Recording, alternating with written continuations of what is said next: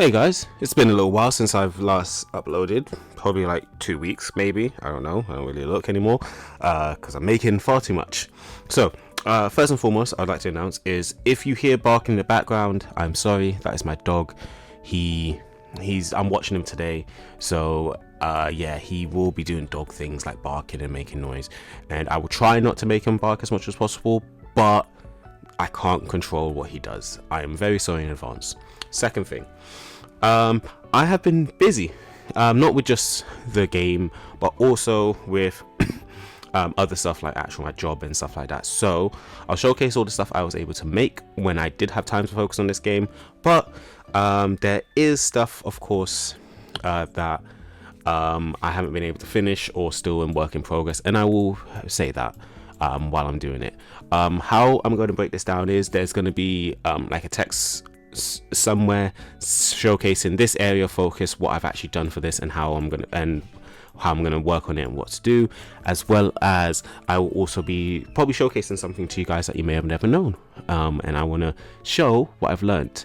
So the first thing I want to showcase to you is my keypad system. So I have not really improved it, but I've added something so like it looks more interesting. So like I said last time, I was going to add a randomness to the keypad system, and how I pretty much did that was I basically went here, event begin play, have a min code and a max code. So this basically acts as like a random integer between these numbers.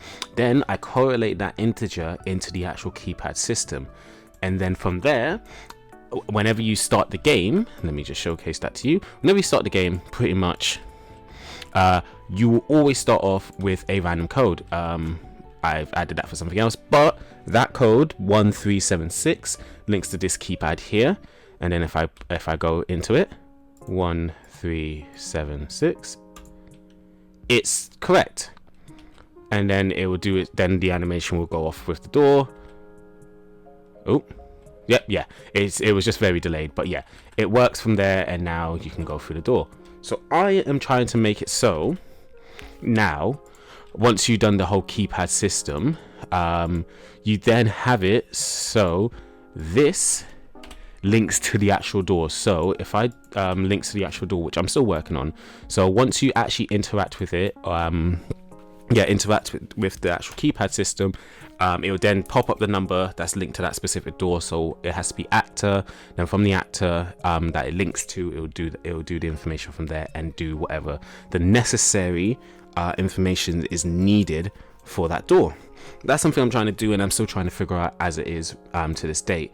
Probably the best way for me to do that is of course I already have this actor, which is which I can like do this and then click that to that, and it will link it to that specifically. But my problem is if I wanted to have like multiple keypad systems, like four of them, and I want this one only specifically to work for that one, and so on and so forth, and not just link to all of them, and then you have to guess which one of these are supposed to be going to that system. There's either I can make it so there's only one locked door in the level, or I just actually figure this out. But I would like to figure this out more than anything before I do that. And yeah, which it shouldn't be hard. It shouldn't be that hard to figure out. But I'll make sure that this is something I want to focus on in the future. That is the first thing I want to say, and the most important things I want you guys to understand. How I did set this up was I made it a widget, and from the widget it would have done the numbers from there. I will change it into a text format like this, or I may keep into a widget, whichever one is easiest for me. If anyone knows the best way to do that, please let me know, and I will go from there. And that's like the most important thing for me, really and truly. I just want to keep constantly learning and keep improving this game as much as possible. You may have noticed as well the landscape's a little bit different. That is because I was testing something else, which I will explain. So the next thing I worked on was a ladder system. As you can tell, games like what I'm doing have a ladder system, and I'll tell you honestly, when originally making this, it was quite fun until it became redundant and annoying, purely because of the fact it did not want to work on a client server. I can never tell you why. Probably people who have actually done this much longer and better than me can tell you why, but personally I cannot. So First and foremost, I do want to say I did copy the procedural part of the ladder and some of the stuff until I've actually decided to simplify it myself. I copied a guy named Juverse. I know I probably said his name wrong, but I do recommend watching this video if you want to use a ladder system, especially as a single player game. It may work as multiplayer if you have better experience than I do, but as it stands, I don't have that experience, and I'll be honest with you about that. So how this code pretty much works is you had to make make your own assets on the sides for the actual side of the ladder and the actual placeholder where the crossbars will be for the ladder itself. Then from there you have to add in box collisions. The box collision from the so you can actually climb the ladder itself. His one has a box collision at the bottom and the top, so then once you hit the bottom one, before you actually reach the next box collision itself, you are basically in a state of climbing, and then once you reach that second box collision, you're now in a state of walking again. So he then decided to make it, how to make it procedural was first make a initial ladder code, and then set into the construction script, which basically means as soon as it spawns into the world, it is able to do this instantly, and do all the codes from there. Then from that information onwards, he then made it so you can actually set the ladder height so it can scroll up and down depending on how high up or how low you want it to go. And then he made it so you can add in further things for actual further details of climbing up the ladder. I will not tell you all those stuff purely because of the fact that he says it much better than I do, as well as the fact that I had to remove so much stuff and simplify so much stuff purely because of the fact of how I want to set my game to be. And I will say that because I made it in that way, so it is that simple. I then made it so I got rid of the collision box. I got one collision box and only have one focus one. From that one focus collision box, I then made it so that part is linked to the procedural ladder height itself, and will actually follow it to make sure this is the right height for the ladder and what it's supposed to be. From there, I then made set the character to be flying mode, so then you can actually just fly up and down. It doesn't have any animations linked to it purely because of the fact I can't link the animations properly, and I am sad that I can't do that. But I feel like leaving it like this is the better way to do it than just than anything, and I will develop it privately in my own free time, if I'm being honest with you. Then after that, I paste it into the world, made sure it actually works with the procedural list of going up and down, and there's no problems. And I can tell you wholeheartedly, it works perfectly. I will showcase all the editor's note. I lost the file. I thought I had the file. I did make sure I got all the videos I did make when I was recording the actual video itself to showcase just my ladder system in general, and it seems like it just up and got lost, or I accidentally deleted it, and yeah, I do not know which one it is, and going through all those videos will be a hassle. I will not lie to you. I'm sorry if you guys did want to see them, but they are lost to the matrix, and I am very sorry about that. Please, I did want to showcase those fails and showcase how I actually improved them, but I cannot. I will go showcase what the new simplified ladder system is, and I probably will showcase actually how it works properly and what to do if you guys want to use it. But like I did say in the video, do actually look at the original creator of this, Juverse. I know I said his name wrong. I will probably put his name up again here, and he will give a better and clearer explanation of how this stuff works. Thank you, and just enjoy the rest of the video. Failures of me tweaking in the guys code to make my game purely because of it was quite a lot. It was quite a lot. I had to tweak so much just for me personally. I do highly recommend. I do highly follow it. Actually, single player game. If you are making more single player game, do know how to make it work or not make it work or not. And also just saying that does work because I would like to use that. But if I can't, I'm perfectly fine. I'm perfectly simplified version of it. You should not be as well. Making a game yourself, especially if it's a small team. You don't be ashamed. Don't be ashamed. Very simple version.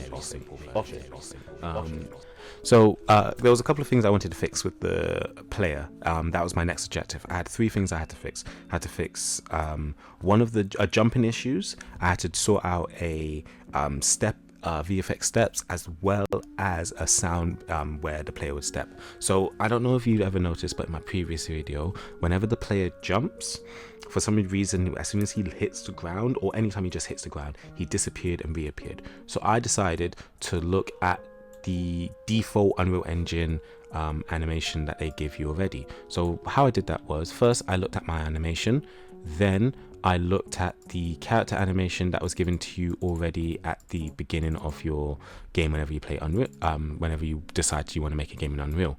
And then I noticed that they had something called the locomotion and the main state. So I assumed what the locomotion was, but then I went to the main state. The main state is where they had the jumping information. So I decided, why not take inspiration from that? So first and foremost, I went to my animation graph, and then I made something called main state. So whenever you want to do any animations that isn't required jumping, I've noticed, just leave it all in the locomotion, because that's where your main player information is. Then you make something called a main state. So I copied basically what they did, similar enough to how it's done. So you had to, of course, make a state machine that was locomotion, where your locomotion animation will link to here. So you have to make a cache, and then it will link to that. Then you have to get your landing information, which applies additive. So what that does is, it basically, this is the base information for your player character. So your locomotion animation or anything else that you're doing. And then the moment it lands, or you are doing something already beforehand, it just blends those two information together.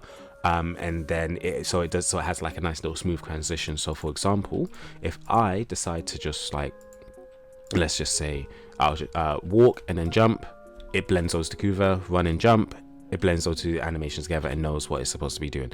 That's the best way I can explain it and to showcase it to you. Then I made this thing called a state allies. Basically what it does, it links these two information together and make sure it works.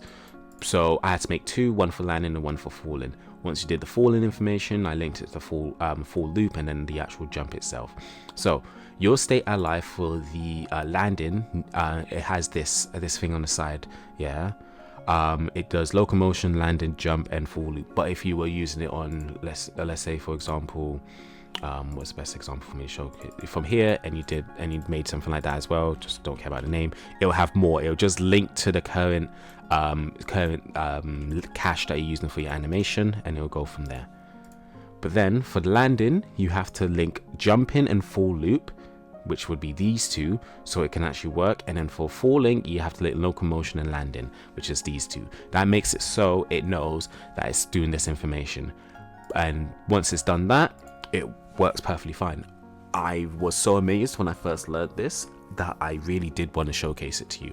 You guys can look at it better, of course, in your own free time, and I'll actually look at what the original Unreal Engine version of it is. But when I tell you, it was such an amazing thing I figured out, because I thought I was doing something wrong, because I did originally have it where in locomotion there's the actual jump loop here in a previous animation set that I was working on, but then I just did it here and it worked perfectly fine. I just follow that and it worked perfectly fine. So please use that to your advantage, and I am sorry for the barking. Please do use that as your advantage. I highly recommend that.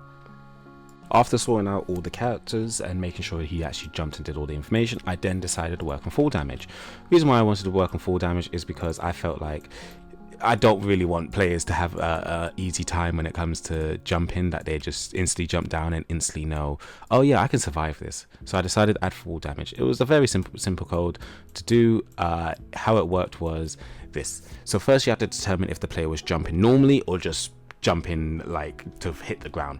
So typically you have to make a vector velocity, and the vector velocity is always linked to the z-axis, and make it a vector length. That makes it so it actually determines how long you've been jumping or moving in the air to then go from that information. This is your default jumping one. The reason why this is your default jumping one is because that's typically between those thresholds. That's how long you'll be in the air for anyway. And then from there, it will just do a check speed. The check speed makes sure to see if you're falling in the first place. And then if it's false, it will then apply damage based on to that. So if you aren't falling or you stop falling, it will then apply damage based onto that. But if you are falling, it will then see how long you've been falling for and apply the damage correlating to that. So this is your base falling that you do for if you're just jumping in the air, but anything further than that, it will apply damage. So you got 20 points of your health will be taken, 50, 180, and then it will just constantly always do a check speed to make sure if you are falling and hit the ground, how long you've been falling for, and apply the damage based along that information. Because if you haven't been falling like for that long, for example, actually just jumping, it will just make sure not to take any damage away from you. And to showcase that, I'll just showcase only the final one just to make life easier for you and understanding. So if I go into the world, I'm here, I'm on the top of the world. So this up here will take up 100 points of your health. So if I then decide to jump, see, I died. I instantly died. I can't move. I can move the camera, but I can't move the player character. Yeah. He's dead. His movements are completely disabled. Everything about him is just gone. So to do that, like I said, you just have to basically do these codes. I did make sure this does work on a client, and this is basically how it would work. Make sure for stuff like this where it's an individual player like action, make it sure it's run on own client. Reason why, because if you make it run on multicast, it will affect everyone, and you don't really want everyone to be affected by that. I had to add that same problem with the interaction right here. I had to make sure it runs on own client and nothing else. By doing that, it makes sure it all works. Then once I finished doing the actual fall damage, I then decided to work on the character movement itself. So how I wanted to work on this was first work on actual footstepping for the player character. And what first thing I had to do was make a physics material. And on the Unreal Engine documentation for a physics material, it basically says, in Unreal Engine, a physics material is an asset that determines how a physic body reacts when interacting with the game world. So basically, in this most simplest term, is you have to make something known as a physics material and link it to a specific asset and or landscape texture, and it will make sure the player reacts accordingly to that information. Then from there, it will do what you need it to do. So how you had to make sure to do that for walking specifically, you had to make this thing called anim notify. Anim notifiers are basically a notification from for the player character to know that they should be doing A, B, C, or D for this set animation. Then from there, you have to link it to the actual player animation. Do something called then link the anim notify and make a line trace. A line trace determines, it actually makes sure it knows it's hitting something, and if it's hitting something that's a physics material, it will then react accordingly to that physics material. I've made a lot of different physics materials based on the worlds I'm planning to use in the future, and I have made sure it acts accordingly, and it spawns a VFX according to that information. So I use the Unreal version VFX that's on there because that actually works perfectly well for what I'm trying to do, and I feel like if anyone wants to use it, it's perfectly works fine. To showcase how that works, if I load into the world and I run into this, and me walking, you see how there's like little grass going along the footsteps of the player character? That's basically what physics material is. There's nothing on here for metal because I haven't sorted out one, but if I go on gravel, you see how it's linked to it even when I'm running, and then on dirt, and then there's nothing linked to wood yet, and so on and so forth. I won't showcase all of it because I feel like that's just too much, but you get how it would work in the actual real world. And then I had to link these all to sound. So I'm using Fmod. for my sounds. Well, sorry, not me specifically, but my friend who's helping me make the game, he's using Fmod to make the sounds. We have no sounds yet to link to it, so we can't showcase them actually working, but this is how it would work. You would still basically follow how you use the footsteps version of it, but then instead of having just a spawn system at location, you do a play event, and the play event will be linked to the bus that you make for the Fmod event, and then you do surf, and then you have the name of the parameter and the surface type, and then that makes sure it'll play the sound according to that information. That's pretty much how you would do footsteps in this game. I feel like that's quite interesting. Probably people who've done this so many times thinks this is just so boring, but I think this is so interesting and so much fun to learn, and also use in the future for any other future games that I want to work on. Something you may have noticed or may have not been paying attention to is the oxygen bar is going down. You see how it's slowly going down in numbers. So it was originally at 150, now it's 104, 17. I basically made something known as a function for the player character. That function is known as oxygen loss. This will link to the player character on spawn, known as event tick. This is basically, it does actual real world seconds into the game, and well, real world time and seconds into the game to make it work constantly without you having to adjust it any further.